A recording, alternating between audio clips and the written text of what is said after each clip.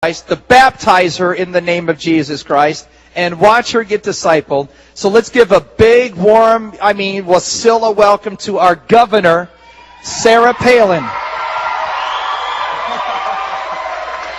love you. Oh, thank you so much for letting me be here. Thank you, Pastor.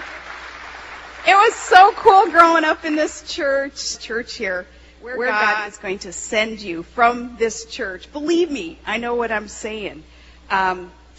Where God has sent me from underneath the map right now. There's something going on in Alaska where, we get calls in our office all the time from national media outlets and international media outlets just wondering what's going on in Alaska. And I think that there's something going on here with where you all are going as Master's Commission students, now graduates, and what's going on in the state of Alaska. And a lot of people are looking at the state for our vast wealth that we're embracing right now. We're the richest state in the union in terms of natural resources, our oil, our gas, our minerals, the gold that we have under the ground. We're very, very rich. But our most important natural resource, of course, is our people. And I'm thinking, what I need to do is strike a deal with you guys as you go out throughout Alaska. I can do my part in doing things like working really, really hard to get a natural gas pipeline, about a $30 billion project that's going to create a lot of jobs for Alaskans, and we'll have a lot of energy flowing through here. And pray about that also.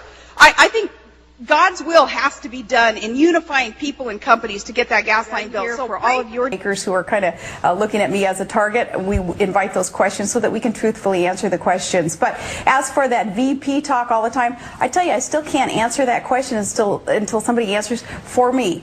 What is it exactly that the VP does every day? I'm used to being very productive and working real hard in administration. We want to make sure that that VP slot would be a fruitful type of position, especially for Alaskans and for the things that we're trying to accomplish up here for the rest of the U.S. before I can even start addressing that question. Well, I worked in the White House during President Reagan's first term. Let me assure you, and I've spent a lot of time in the Bush White House as a journalist in meetings with interviews.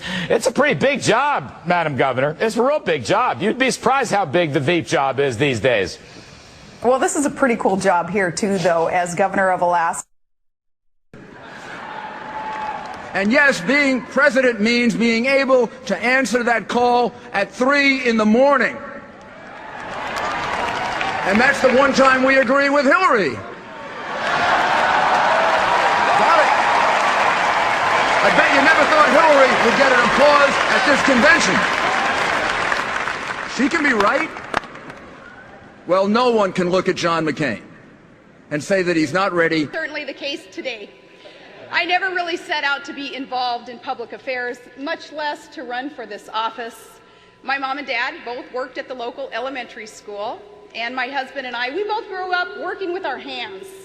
I was just your average hockey mom in Alaska. Things that concern me about it is vaguely, not vaguely, but eerily reminiscent of what they tried back in 1993. I think they put some lipstick on the pig, but it's still a pig.